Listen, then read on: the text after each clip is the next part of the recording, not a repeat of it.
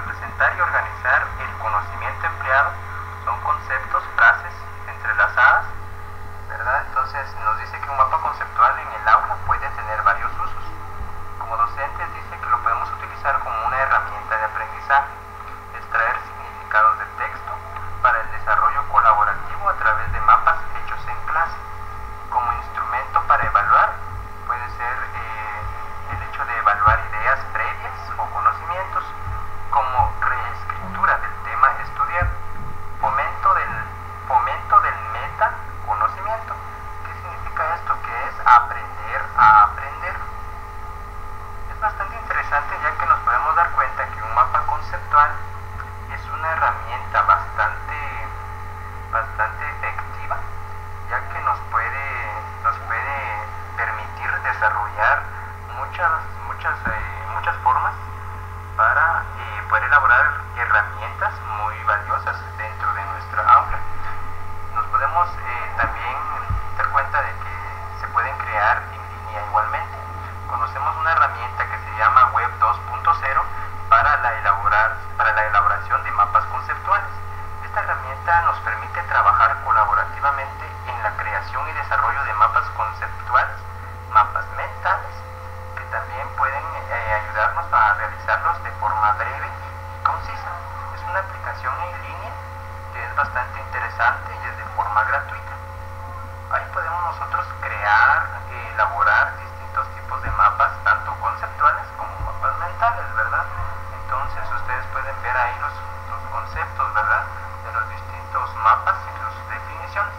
Les voy a enseñar un ejemplo de cómo poder elaborar un mapa conceptual.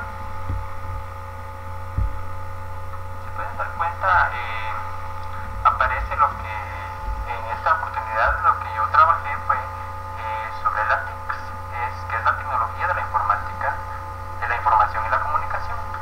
Entonces es una creatividad y educación. Ahí podemos darnos cuenta que tenemos 5 bases fundamentales, que lo que es el objetivo, el conocimiento, la herramienta pedagógica, los fines educativos y las aplicaciones informáticas con fines pedagógicos. Cada uno de ellos tiene un desarrollo, un pequeño concepto que se lleva en cada uno de los incisos. Entonces ahí nos podemos dar cuenta que en nuestro objetivo tenemos lo que es la preparación para la gente durante la vida. Nos podemos dar cuenta que en el siguiente inciso habla de lo que es el conocimiento suficiente que está dotado el ser humano. Y lo último, que sería potenciar la creatividad. Eso es el objetivo de nuestra tecnología. El conocimiento habla de lo que es trabajos en grupos, la creatividad para soluciones distintas y fomentar las cualidades.